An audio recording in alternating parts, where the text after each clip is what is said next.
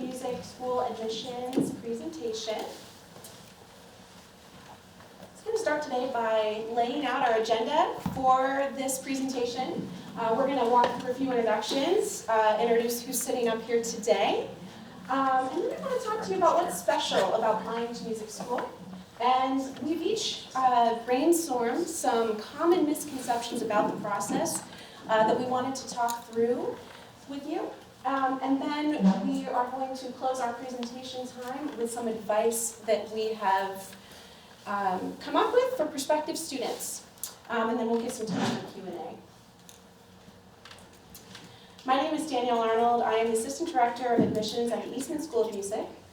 This is my 15th year in music school admissions. Would you like to introduce yourself?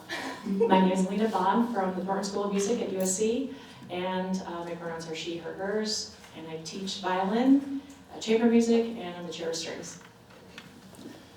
Hi, my name is Jason Hangsworth. I am Associate Dean for Diversity, Equity, and Inclusion at the San Francisco Conservatory of Music. My pronouns are he, him, his. I'm also the Executive Director for the Roots Jazz and American Music program there, and I play saxophone. Everybody, Tony Bazzati, he, him, his. I'm the Director of the John J. Cowler School of Music at Montclair State University, and also the Executive Director of King Haven Music School. What a great crew we've assembled here. Okay, so before we get into the meat and potatoes of our presentation, I just wanted to touch base on the sheer variety of ways that you can study music in college. So today in our presentation, we're really going to talk about applying to programs that typically require an audition, application process. So these are your music schools, conservatories, and that is one way to study music in college. But I just want to highlight that there are other ways to continue with your musical passion when you go on to your post-secondary studies. So you can also major in music at a university, earning usually a liberal arts degree, such as a Bachelor of Arts. Sometimes majoring in music does not require you to audition, so you could be admitted to a college or university and just declare music as your major through the music department, take those courses as a double major at that program or strictly a music major. The main difference there is there's usually not as much credit for performance requirements, so you won't be required to be, say, in an ensemble. The ensemble might be a part of the department, but not always credit, and this is going to vary from school to school. There's going to be a lot more diversity to your curriculum. It will be very liberal arts, ensuring that you're meeting a diversity of subjects in your studies, so a smaller portion would be music. You can also minor in music. Many institutions have music departments that will offer a minor, or at the University of Rochester, for example, you can do something called a cluster that helps you fulfill the requirements of another major. Also coursework, you can just take a course that interests you. And then there's extracurricular involvement at many institutions. And this is by no means an exhaustive list, but I think it highlights just the many ways that you can consider pursuing music. And in the very smallest level of commitment, you can plan to attend the music productions that are happening at your institution. So even if you're not a music major or taking the courses, you can make your way to support your colleagues by going to their performances and enjoying music as part of the landscape of your college experience. So I want to talk about what is special, sometimes challenging, about deciding to apply to music schools. So we're going to talk specifically about programs that require auditions, music schools, conservatories, right? So music schools are not really ranked. That's just a fact. And a lot of decision-making that comes around selecting the number of schools to apply to, which schools are on those lists. Sometimes in other realms, that's informed by ranking lists, which don't really exist for music. And some of those lists that do exist, say, on websites, you might say, like, give me a ranking of music school programs.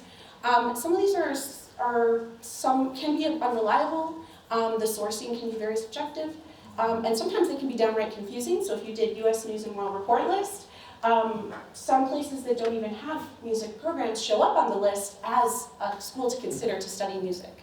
And so there's a certain caution that you have to take if you're going to try to make a list of music schools using a ranking, because there is not currently a reliable ranking. And I am by no means saying that there should be. There are a lot of problems with ranking systems that are creating a lot of issues across the entire field of higher education. So I'm not advocating for that. I'm just saying, factually, there is not one for music schools. Traditional advice that high school students receive from guidance counselors encourage you to consider schools that are in your reach, match, and safety zones. And this may not be as applicable to music schools because this is much harder to discern when you're applying to a music school. What would make it a reach? What would make it a safety? What makes it, a match for you? This is so much harder to tell because of the context of the applicant pool, the subjectiveness of the audition. There's just not as much certainty on which you could make that decision. However, many guidance counselors, and this is by no way to be discouraging of guidance counselors, not only are they they're overtasked. They're overtasked. They have many caseloads, but they're not necessarily specifically trained on how to advise young people through the music school application process. And so some of the advice doesn't match up well for people who are looking to do this at the next level. So I just say this idea of reach, match, safety is not as applicable to our process because it's so much harder to discern. I also think it's hard to come up with this list because any change in the list can create a huge leap in cost and time. So you might think, okay, I get it, Danielle, no problem. I will just add many schools to my list to ensure that I am getting enough schools to consider. Well, every school you add adds on the cost of the audition process, be it traveling to that school to do the audition, or the time it would take you to record the specific requirements. So sometimes we think about cost financially, but time is a resource that is just, it's not exhaustive. Like there's a limited finite amount of time. And so every time you're adding something on, you are taking that time resource and depleting it a little bit more. Finally, there's misinformation about the process that can confuse potential applicants. So one of my favorites is, oh, you play the bassoon. You are gonna get in everywhere and they are gonna pay for it. Yes, you have nothing to worry about. Don't even worry about it. All those other things, you're there. We love it. And I will say I do love bassoons. Let's just be, like, truth be told, right? Or, oh, you're a vocalist? A soprano? Ooh, okay. And that can really get in your head. And for what? I don't want that in your head, because we have to, so you might make a decision based on that. And I think what I'm saying is when you're making these decisions based on phrasing you hear, you might decide not to apply somewhere because you think it's really hard to get in. Or you might decide that it's going to be super easy for me to get in because of the instrument that I play, so I'm not going to pay as much attention to my academics because they just want me because I play the bassoon. And that's a mistake, and I hope that's one of the things that you can take away from this is some of that information is not helpful, so we have to be discerning about that. So the other element of applying to music schools that can complicate and confuse the process, but can also really benefit and enrich the process, is the music school admissions process is a team of two groups, right? So when you're applying to, let's say, I don't know, if you wanted to major in philosophy, right? You just toss your application into the pile. I'm saying this because I was a philosophy major in college, so it's fine. It's fine. I'm talking about myself, right? I just tossed the application in the pile, and they're like, cool, we'll take you. And it was the admissions office that said that. And then I showed up to the first day of class, and my philosophy professor was like, oh, hi. Person I've never met and known anything about before today, welcome to my class. And they just teach who they're going to teach. But in the admissions process for music schools, the faculty members, especially the performance faculty members who have studios, are very involved in the process, as well as a staff of admissions people. And these two teams work together to recruit the class of students that they're recruiting to the institution. So what does that mean for you, the applicant? And we're really gearing this towards applicants, so I'm going to speak specifically to anyone who might be thinking about engaging in this process. that means there's things to keep in mind. And I'm going to start from the bottom up. Your relationship with the admissions team will be a long one. It's going to last maybe a year to 2 years. Let's say you reached out and did a tour your junior year, and now you know Danielle at Eastman. I came for a tour, Danielle showed me around, I loved it, now I'm going, right? But then you have to apply, and the application process for music schools lasts about a year. And then, and this is probably one of the sadder parts of my job, I don't see many people after they come to the school. And that relationship fades out as you make relationships with people that are active in that institution. Whereas a faculty member who you meet for a prospective student lesson, maybe when you're a junior, when you came for that college visit, right before you came on my tour, right? You might not realize it, but you're walking into the first interaction of a lifelong relationship for life. Like, so long. Yes. I mean, you know how when Facebook came around and you started seeing people that you knew from high school that you thought you'd never see again, and then you realized lifelong relationships are possible with many more people? This is so much more than that. So much deeper than that. This is going to be the person that could potentially shape your entire career, your mentor, the person that you're going to see once a week, every week for 4 years, and then you're going to rely on to set you up for success in the field. This is the person that you want to be thinking of you when opportunities arise. And that puts a lot of pressure on those first interactions, those first prospective student lessons that you're taking as a high schooler. Listen, none of you would have liked me from high school. Danielle in 10th grade was a hot mess and a half, and she just walked around thinking she was great. So she didn't even know better. So I think about how 10th grade Danielle would have met people and how people meeting 10th grade Danielle would have been like, ugh, okay. I'm still a work in progress, truth be told. But it's good to think about the difference in the longevity between those two relationships and how that shapes how you want to be interacting with the people that you're interacting with. And so, yes, you want to have these connections with the faculty and meet them, but you also want to really make use of this relationship that's a little more temporary. You want to ask some questions here and start with admissions, put some messy email together, and don't worry if it's perfect, because look who you're talking to, right? I put some real things about Danielle on the table here, and I've just met some of you, okay? I want to hear some messiness. I want to hear from you, right? You think it's a stupid question? I don't think any question is a stupid question. I think it's stupid to not email me the question, okay? So admissions does things like data tracking. I said it. They keep track of you. They do. If you email me and I knew you were interested, I keep track of that. And I'm like, oh man, this person, they came on my tour and they had a lesson and I think they like me. My school, they like my school. They like my school. But that is also information that we share with the faculty and not your emails. I would say, hey, Jonathan came for a visit and he seemed really engaged. Would you like to follow up? And in the best case situations, an admissions office can work very closely with the faculty to build more connections beyond what you might be doing on your own, beyond what you might realize is available. And so it's important to engage both sides of the process for admissions, for entering into the music school admissions process. So there's also tours of campus. So I know you can get a tour of campus from a faculty member, and I'm sure you would all be amazing tour guides. I just want to say that before I say what I'm about to say. But I would give tours of campus, sometimes I give them 5 days a week.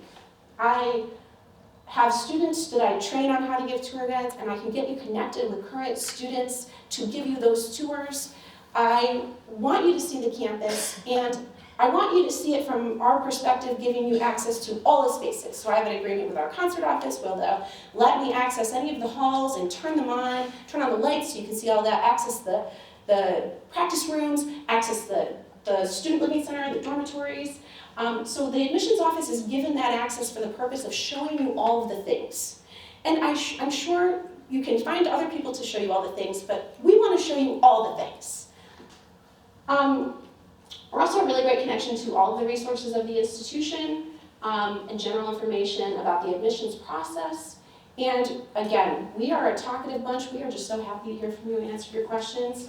I mean, jokes on the Easton School of Music, because I literally get paid to chat with people, you know? So you're really just helping me out. It's called job security, right? So on the faculty side, we talked about future mentor, future network connection, and then when we enter into the application process itself, so you visited, now you're applying, they're the folks that are going to be evaluating your performance. And so they'll report that to admissions. As I said, I was a philosophy major. I should not be judging a cellist. No, that should not be happening. But I will be reading your personal statement, and I will be looking at your transcripts, and then I'm going to talk about that with the faculty member, and we'll be in conversation together, bringing those pieces to one another to create an entire picture. And so again, we just don't want to be neglecting one side, only interacting with one side. Consider the duality of it and both sides, and how both sides can help you have a stronger admissions experience and fully engage that process. So now that you're sick of my voice, I'm going to move on to our debunking common misconceptions. So I'm not going to read this off the slide. I just put this up in case you're wanting to take a photo of it. I think it's pretty helpful, but these are the things that we collectively came up with when we envisioned this presentation. So what I'm going to do is buzz through the first two, and if you want to stake claim to the ideas you came up with and expand on them from your perspective, I think that would be great. And I also want to point out before we move on to this, that's the reason why we have the panel that we have here today, is really to drive home that point of the multifaceted nature of the admissions process, that it's not just the admissions person. To say I'm the only decision maker here would be a lie, right? So all of the people here have valuable thoughts to share on this process and what it means for you as an applicant and future student. So the first ones are about grades. Grades are a consideration, but we are not seeking perfection. And then you don't have to know a lot about music theory to be admitted to a collegiate music school. Does anyone want to say more to that? Who's going to follow Hot Mess, Danielle? Hot mess. You can follow if you're feeling so inclined. Or I'll just keep talking. You're a tough act to follow. I was low energy. I'm going to try to muster it up now, because she's good. I want to go to Eastman all of a sudden. Well, actually, first I would just say that I'm so happy the students are here, the fellows are here.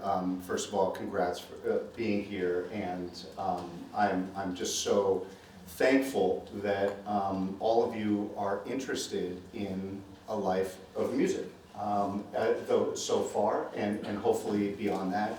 And I'm also really grateful and amazed of all the people who are here on behalf of the Pathways programs, Equity Art, all these cultural institutions who actually make it their lives to try to make yours better. It's a very unique room that we're in right now, and I just wanted to recognize that. It's really cool. As far as, and all of you have something else in common too. I'm going to speak broadly because actually I wasn't at the thing where they came up with a list, so I'm kind of riffing now. But anyway, no, I'd quickly say that not only am I thrilled that you love music the way you do, but this nation needs you all to love music the way you do, probably now more than ever before. Whether you want to be a performer, or an educator, or a music therapist, or an administrator, or a composer, anything. You're going into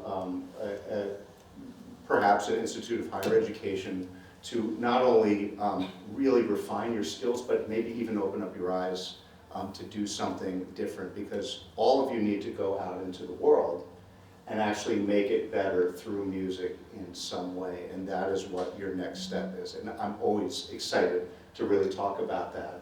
And it's really open, and the more open-minded you are about it, actually, the better world's going to be when you get out.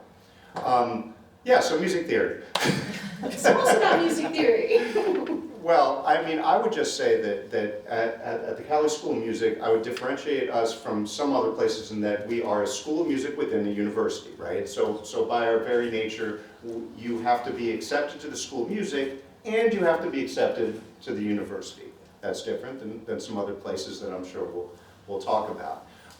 And yes, we are looking obviously for a high level of musicianship as evidenced by, you go on the website and see what the audition requirements are.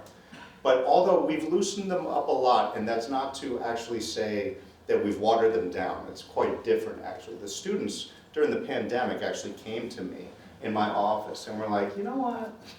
You know, what's up with the fact that like I can't choose a piece that I play like, to get in? How about I composed something and you wouldn't let me play it as my entrance audition? I went, oh my God, this is so embarrassing and such low-hanging fruit. And we started changing our audition requirements. Again, we didn't water them down. We opened it up so that you can show us really who you are. But as far as music theory is concerned, you're gonna most likely have to take it in music school. So start getting on it. But a lot of us have placement exams on the audition day, and please do not be worried that you are being judged right there. And then we're actually looking just which class we're going to place you in, which is why actually we don't do it on audition day anymore because we found everybody was freaked out. So that said, yeah, okay, we got rid of that. Some places haven't, but if they do it, please don't worry. Please don't worry. You know, how about? Let me just end there. How about that? No, that's really great. I just want to echo that that's, you know, that was exactly what we were saying, is that sometimes you're at a high school that doesn't offer AP theory. Please don't let that deter you. That doesn't worry us, and it shouldn't worry you. Yep. So the next two, you don't need a huge list of repertoire under your belt before applying to college. And you don't need a great instrument to attend music school. Do you want to take that one, Lynn? Sure. And the panel from this morning talked about instruments, and I think, you know, instruments can run from the pegs not turning to, you know, an instrument that one will never own, none of us will ever own, you know, in the millions. So we're talking about a large, wide range. And I have a daughter that's a freshman right now in college, and she's in a field that she doesn't know that much about. And I just want to say this whole section about debunking is because we realized when we were about to go to college, none of us knew what it was going to be like. So when you get there, and I keep trying to tell my daughter this, it's a flip of your mindset from high school to college. That when you get into college, ask for help, ask for what you need, because everybody wants to, and that happens in high school too. I don't want to say that doesn't happen in high school, but you'll find support. So if it's an instrument that you don't have, that you want, ask the school. Even if no one else has done that, ask the school. We buy instruments also for students that need. And there's also a lot of foundations that lend out instruments. And faculty, when we're sitting on that panel, you know, please, you know and trust that we're listening for you inside that sound. We hear that the violin is not great. We hear that the trumpet, you know, we hear that, but it's the music, it's like what you want to say. Yeah. The only other thing that I think I should add is, truthfully, the people that are on the panel that are listening to you audition, they can tell whether or not you can play or sing so fast. So you stressing about the rep or cramming to try to learn a new piece, do yourselves a favor and don't. Like, be really, really confident in the couple of pieces that you feel like you can really nail, because we're going to listen to 2 minutes and we're going to know, oh, this person can really sing. This person can really play. This person has an amazing feel. And then our decisions will already be made. We probably don't need to hear the entire piece, right? So just keep that in mind. We want you all to be successful. We're not aiming for anyone to like crash and burn on their audition process. That's not our intention at all. Yeah. Thank you both so much. And then the last two, you don't necessarily need to have had private instruction before being admitted to music school, and you don't need to know exactly what you want to do in music before you apply to music school. Anyone feeling compelled to expand? Okay. Well, I think, first of all, yes, that should bring you comfort, but also you should really think about what that is. I've become fascinated with bringing artists into the Cali School of Music who all have one thing in common. They're doing something unbelievable, and it was nothing like what they thought they were going to do when they were freshmen in college.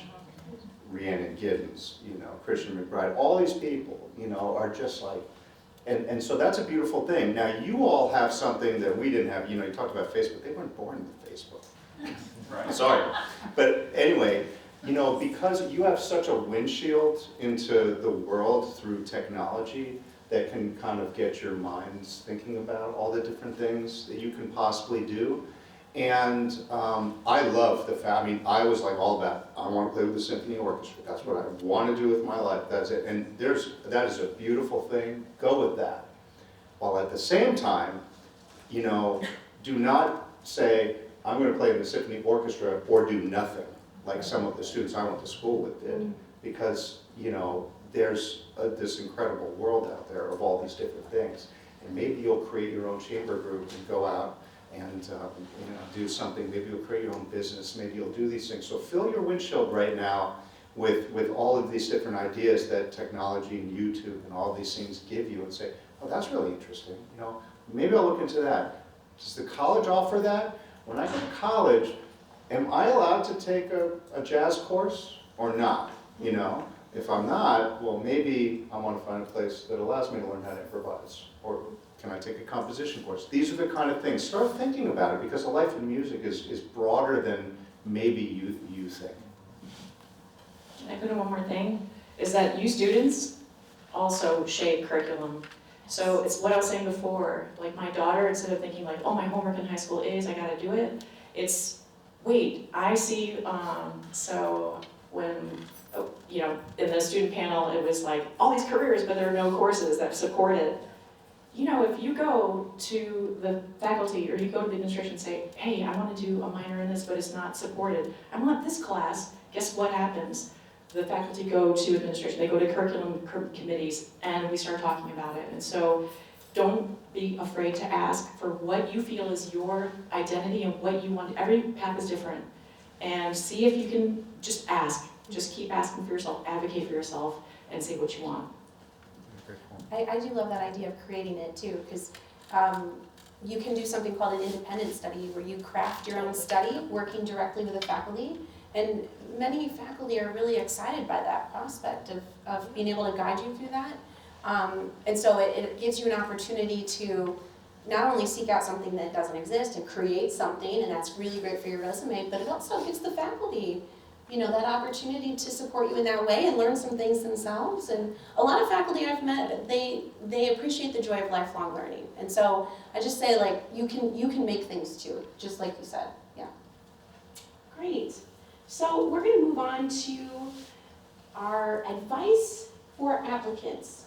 So we did break this into a few sections, 2 sections, I believe. Researching schools. So we're going to choose wisely. We think 5 to 6 schools would suffice for the music school application process. And as I mentioned before, connecting with both the faculty and the admissions team at each school you're considering. And this came up as well, trying everything that interests you. Also making a personal connection. Email's fine. Why don't we take a minute just to talk through how one would request a prospective student lesson. You said some really great things in our conversation about, and just how would you send an email to a faculty member? How would that be received from your perspective as a faculty member? Any tips for reaching out to people to request a prospective student lesson?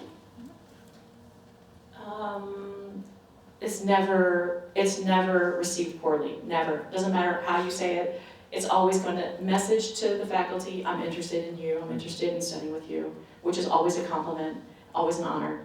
So reach out, say who you are, and I would say if you don't feel like you can afford a lesson, say so. You know, you can always say, like, what is your fee? I think that's always nice to hear, and then this is my situation. I've never heard one colleague ever say, I turned away a student because they couldn't do a prospective lesson. Did you have any thoughts to share on that too? Yeah, I mean, I would echo that, and yeah, personally, I've never charged for a trial lesson, but everyone is different, but to your point, I think just hearing from an applicant that they are interested in studying in this person's studio or studying at this school, that shows us that you are interested. And that is the hard part, right? So staying in touch with us, staying in touch with the school that you're interested in, that's only a good thing. So I would encourage you to keep in contact with that email establishment and maybe ask for your parents or guardians' help in doing some of this stuff too. If you are concerned about the wording, which we don't care about. Yeah, we got AI is always a new friend. But still, just remain in contact and don't be afraid to reach out to any of these folks. Like, this is a key component of our jobs. So we love the fact that you are reaching out to us. I would also add one thing too. I love all of this. If you don't get an immediate response, that's not a sign that they don't love you or weren't happy to hear from you.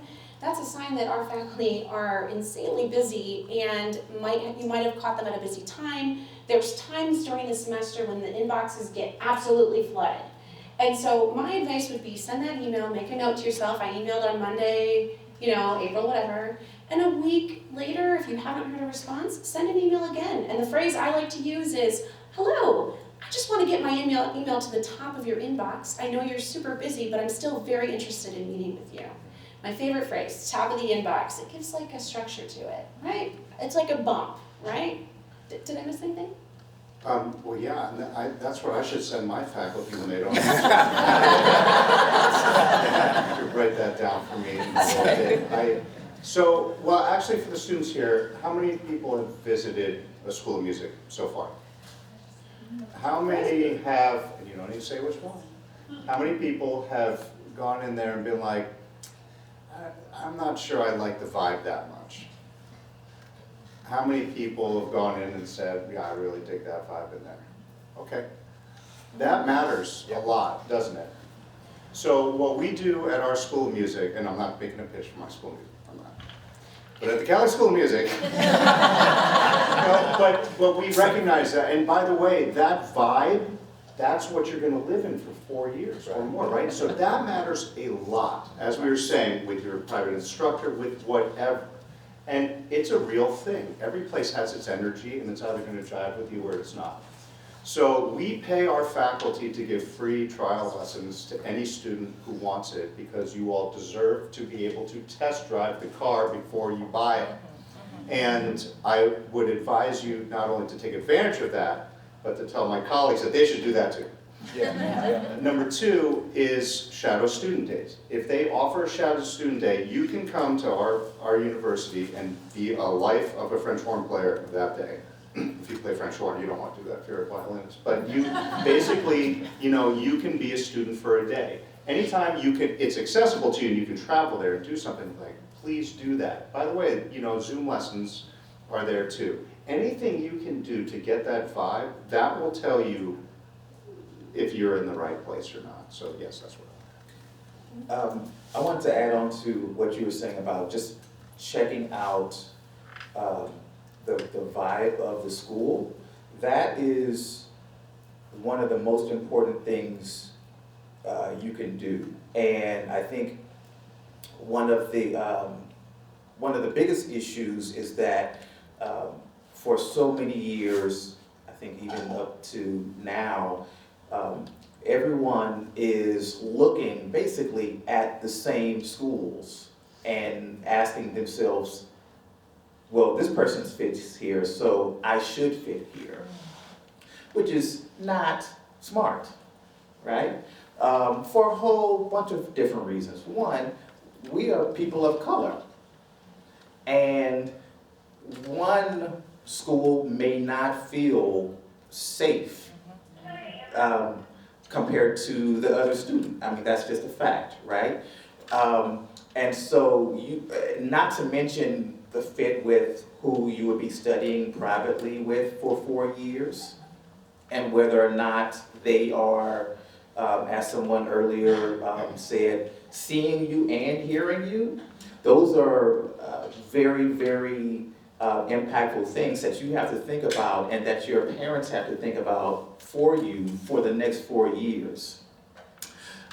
So this goes to, like, I think one of the things that Danielle said earlier is doing your research, right?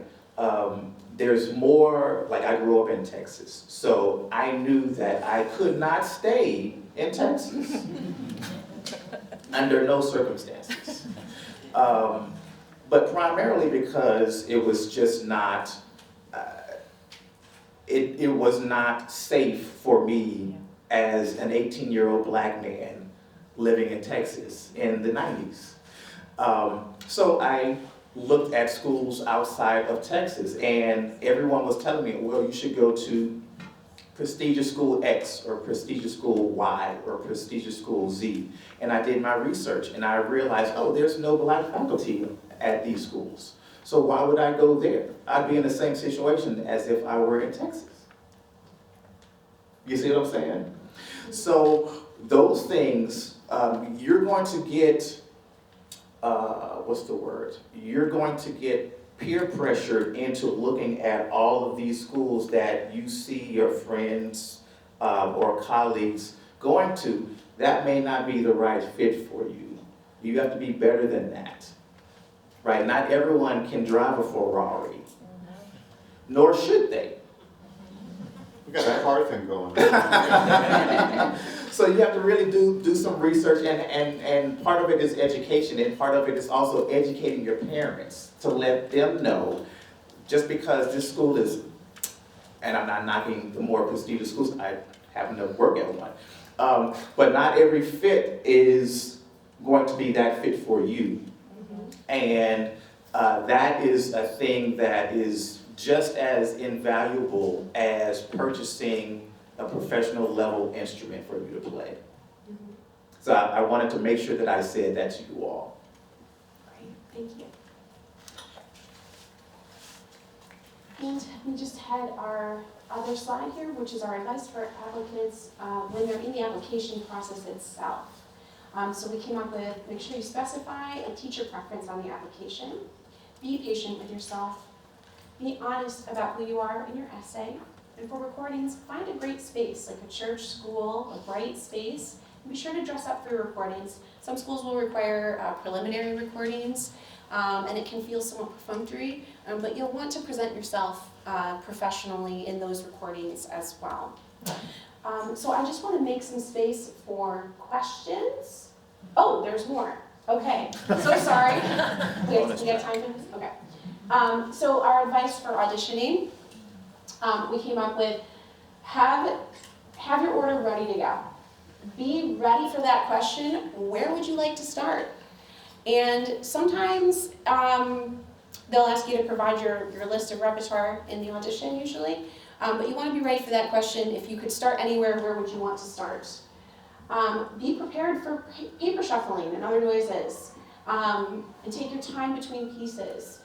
So we were discussing this, let me buzz through these, because I just want to make sure we get through them, and then I want to give you guys some light inside. But don't worry if the faculty don't speak.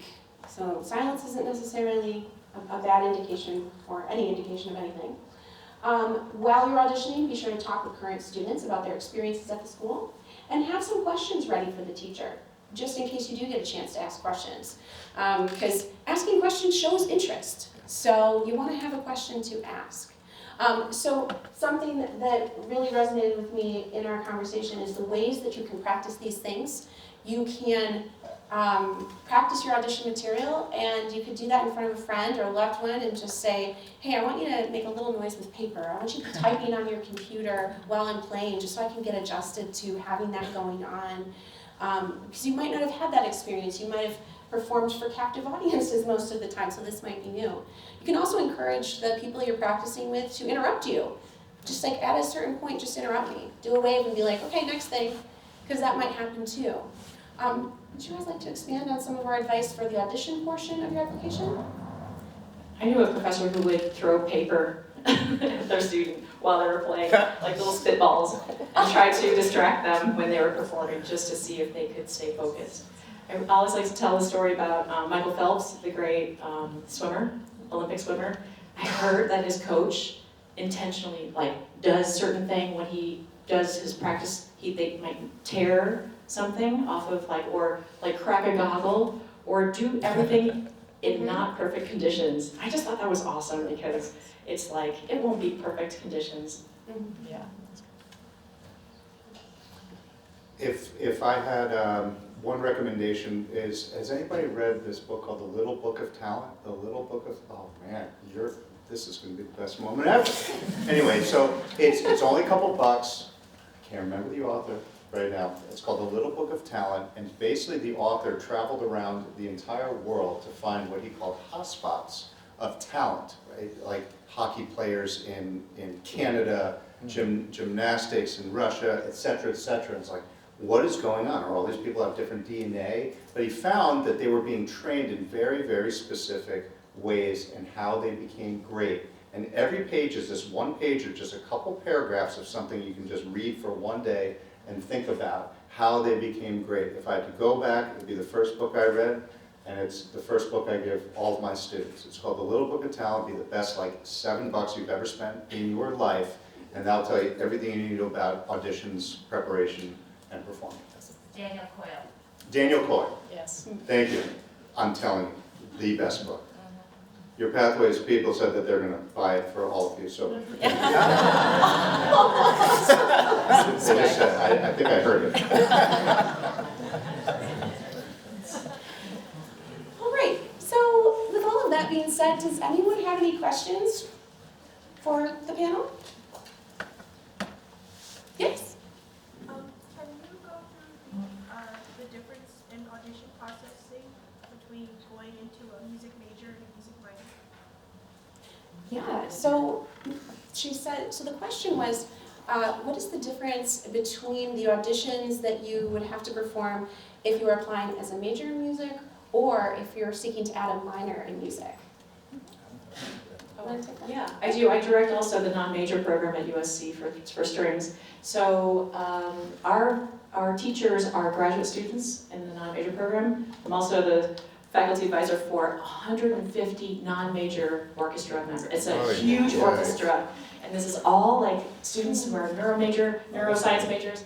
They come together, they rehearse on Sunday nights, and they put on 2 big concerts every year. It's awesome. So cool. And to be a music minor, it's a small audition, and it's kind of the same, but it's much more relaxed. And it's more time to say why you're a neuroscience major and you love music.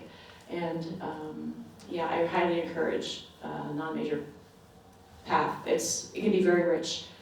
Chamber music, orchestra, lessons, everything. Yeah, and then as far as applying for a music major, usually most of us list the requirements on our websites, and it's going to vary from school to school. You might see some orchestral excerpts required. Etudes are often required. Some of the more major works, and then this work of choice is also something that's popping up more and more on the repertoire requirements. Am I missing anything else? Okay, any other questions? Yes? In your slide where you talked about considerations for choosing what schools to apply to, I think you mentioned making sure you're applying to what, reach target safety schools, but you also mentioned that's a little difficult to evaluate for music schools. Mm-hmm. How would you go about identifying what schools are likely to be reach or target or safety for anyone? Right, this is a great question. And this is where you're going to want to be in conversation beyond, your immediate network. You're gonna wanna be talking, if you have a private lesson instructor or a band director, you're gonna wanna be in conversation to be generating that list, because they're going to know your skills and your interests best, and they'll be able to give you some guidance based on their experiences. Also, is there anything else? I mean, I would just quickly say, I had a really engaging conversation with a lot of our admissions colleagues, so they would know better than I, maybe they should even answer, but, you can call some schools and ask what their acceptance rate is Mhm. in the area. I also get a lot of emails from pre-screening from students saying, where am I? Here's a video. And if you embed that video right there or click on it, it's easy for a faculty or anybody to say, yeah, absolutely apply, Don't take that, it's always your prerogative to apply anywhere you want to go. I also want to say that you can scour the internet and just say whatever school and see what the students sound like and listen. You also learn a lot in the sample lessons that you take, just letting you know. Yeah, great question. Any other questions? Oh, sorry, yes. Sorry. Once you've managed to acquire a trial lesson, how would one go about preparing for it? So once you have arranged your trial lesson, how do you prepare for your prospective student lesson? Any thoughts, panel? Oh, please. I was just gonna say, really, I think that's the communication between you and the person that you're gonna have the trial lesson with.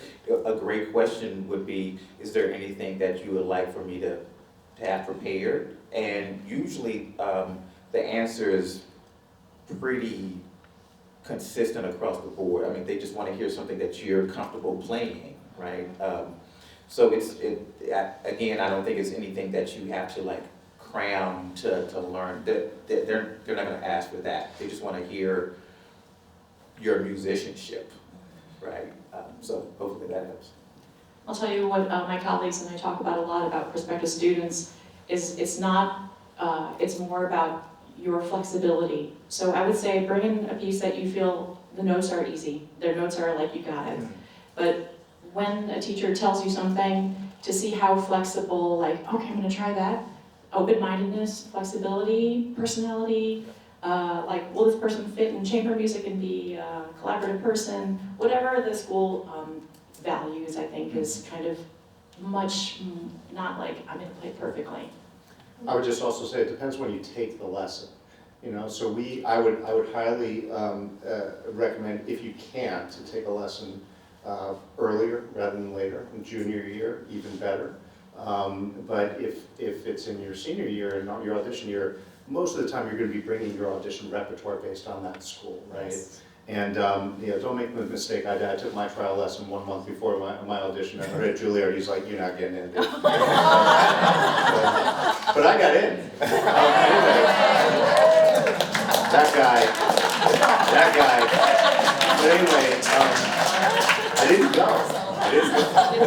So anyway, there's more. But but really bring your audition repertoire first and foremost, right? And earlier the better, because if they have, and by the way, just last thing, you're interviewing them too. Right. Remember what I said about the vibe. If you get a bad vibe, please go with that. But the more time you have before your audition to work on because somebody who may have left that lesson as an instructor and was like, I don't know, and then you come back 5 months later and you nail it, that's gonna go a long way. I will also say too, if after your lesson, if you can take some notes on how it went, what were the major points of instruction.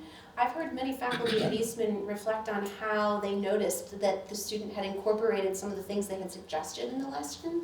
And so that can be, even if it's not, that's something that can be noticed, but it's hard to remember that if you hadn't been jotting those things down. Any other questions? Yeah. You guys gave advice on majoring and minoring in music, but what advice would you give on double majoring? Oh gosh, okay, all right. So, if you don't mind, I'll take it. Yeah, I'd love to start. So at the Eastman School of Music, we're a part of the University of Rochester, so we have something called dual degree, which would be a Bachelor of Music at Eastman and a Bachelor of something else at the University of Rochester. And I usually encourage students to consider why they want to do that. Are you doing that because you are so passionate about biology and also so passionate about music that you can't ever see your life without both of those things? Or are you doing that because you're worried and nervous and maybe I'd like to have a bunch of things? And when you have a bunch of things and you're not bringing passion to all of them, some of those things get a little shortchanged and you end up compromising yourself on all fronts. And so I think firstly about why do I want to do this and am I finding equal passion in both? And then if you're answering that question yes, then you're going to want to be looking at very specifically at the application requirements for all of our institutions because dual degrees are handled differently at each institution. So sometimes you have to apply specifically to dual degree. At Eastman, for example, you have to apply to U of R and to us. I can't see anything you sent to them. They can't see anything you've sent to us. And you're essentially treating it like two applications. On the double major front, this is also a common offering at many music schools where you can do two majors at their school in two different musical realms. So for example, you could major in music education and music performance. And this is a very popular combination at our institution. It gives a robustness to the study. It is a little more intense, but similar advice would apply. You're finding passion in music teaching and education, but you're also finding passion for performing the instrument. So the short answer is that that is something that you can apply to, add on once you get there, especially if you're finding those interests. And then for 2 degrees at the same time, you're just going to want to pay close attention to instruction. Sure. Yeah. Any questions from this side? Yes. Is it worth going to a really good private school or conservatory as opposed to an okay state school or community college in exchange for years and years of debt? Oh, yes. Did everyone hear this question? That is the only question, isn't it? Yes. So is it okay to go to a is it okay to go to a school that will choosing between a music school or conservatory that might result in a lot of debt versus a state school that would result in less debt? So I first would want to say a lot of our institutions have very generous aid packages, and I would say I would wait to decide that until you've received offers from our institutions, because you might be surprised by how much financial support we're able to offer to make it possible for you to attend our institutions.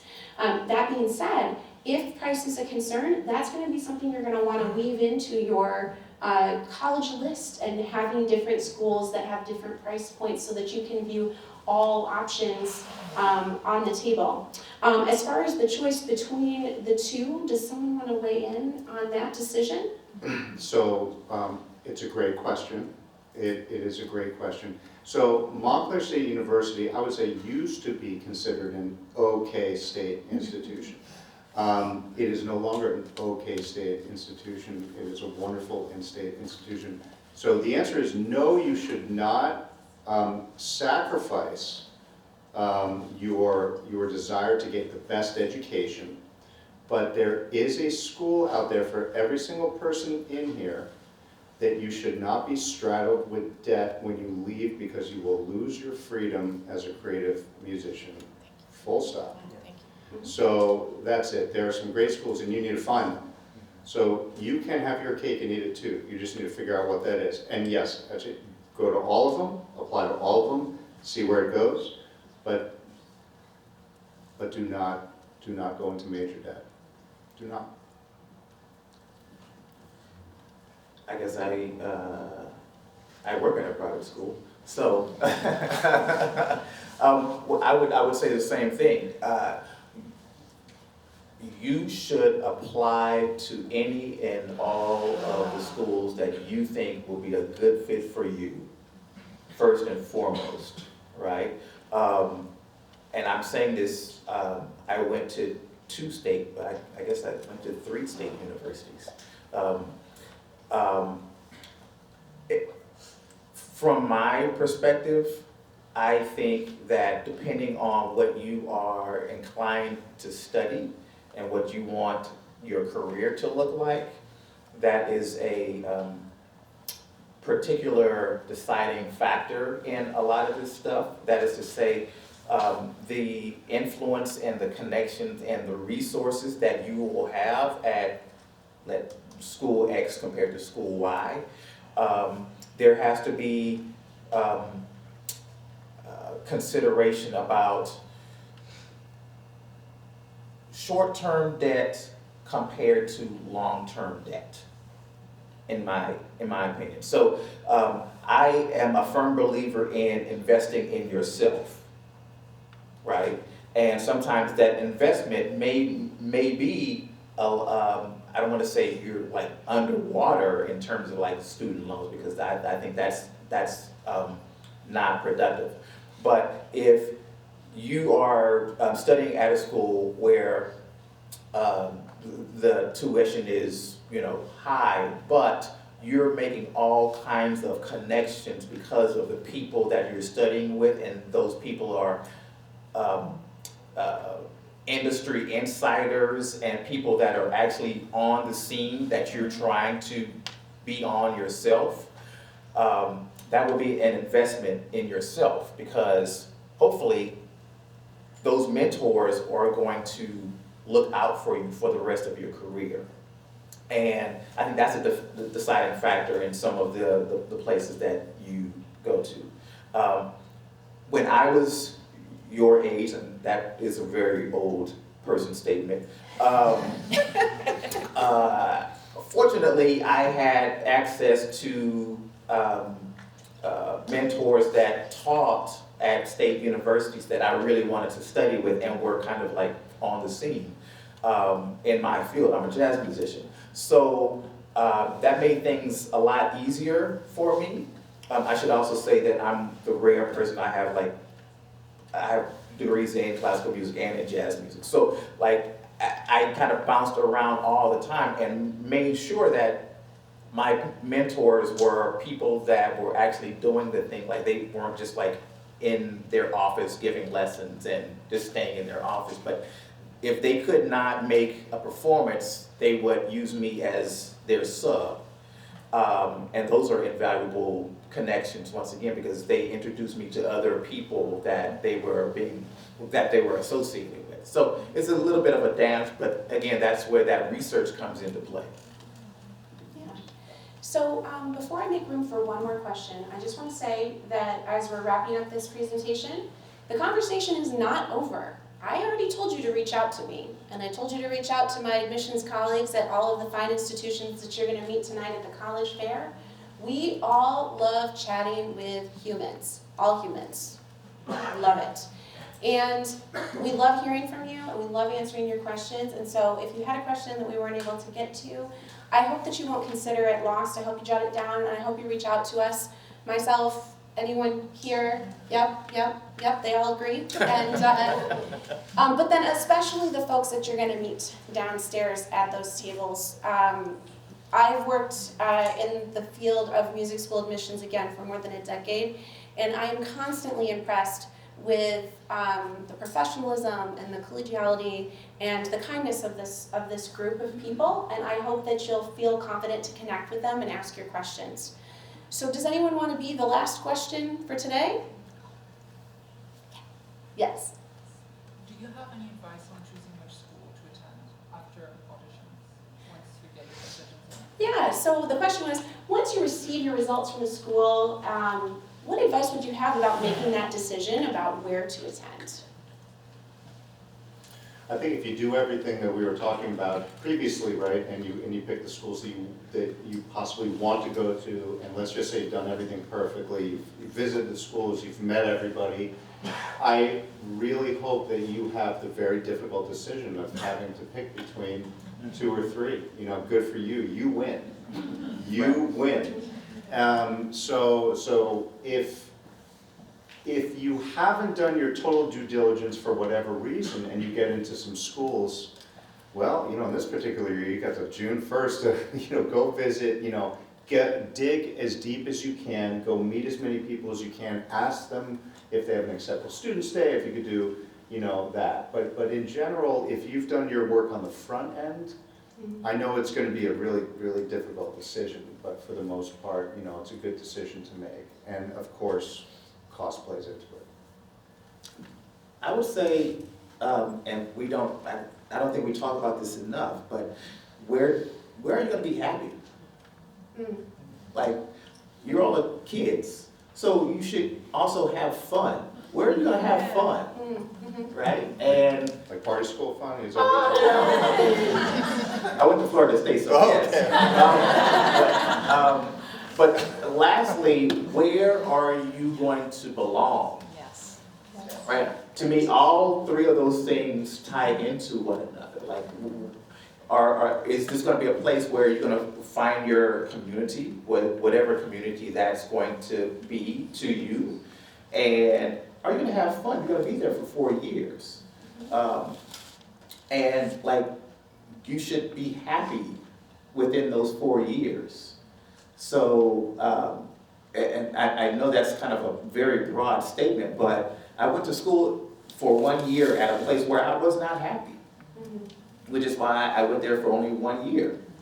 And it had nothing to do with anything other than I did not like the students around me.